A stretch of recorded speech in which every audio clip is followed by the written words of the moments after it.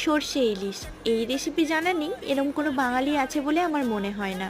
তবে আমি যেভাবে বানাই ঠিক সেই রেসিপি শেয়ার করেছি। প্রথমে মাছটাতে নুন হলুদ মেখে নিয়েছি, তারপরে একটা মিক্সিং জারের মধ্যে কালো সর্ষে, সাদা সর্ষে, অল্প একটু পোস্ত আর কাঁচা লঙ্কা দিয়ে ভালোভাবে পেস্ট বানিয়ে নিয়েছি। তারপর একটা কড়াইয়ের মধ্যে সর্ষের তেল গরম করে কালো জিরে, দুটো কাঁচা লঙ্কা, অল্প একটু আদা, নুন, হলুদ আর লঙ্কার গুঁড়ো দিয়ে ভালোভাবে কষিয়ে নিয়েছি।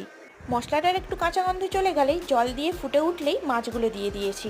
5 মিনিট এইভাবে ঝোলের মধ্যে মাছটাকে ফুটিয়ে নিয়ে সর্ষে পোস্ত বাটাটা দিয়ে দিলাম। তারপর একটু নাড়াচাড়া করে 5 মিনিটের জন্য ঢাকা চাপা দিয়ে দিলাম। ইলিশ মাছ রান্না হতে বেশি সময় লাগে না, 10 মিনিটের মধ্যেই সুন্দর সেদ্ধ হয়ে গেছে। সবশেষে কয়েকটা চেরা কাঁচা লঙ্কা আর সর্ষের তেল ছড়িয়ে নিলেই রেডি সর্ষে ইলিশ। বাঙালির তো এই প্রিয় রেসিপি হলে এক থালা ভাত নিমেষেই উড়ে যায়। আমার রেসিপিটি কেমন লাগলো জানাতে ভুলবেন না। ভালো লাগলে লাইক করে চ্যানেলটি অবশ্যই সাবস্ক্রাইব করবেন।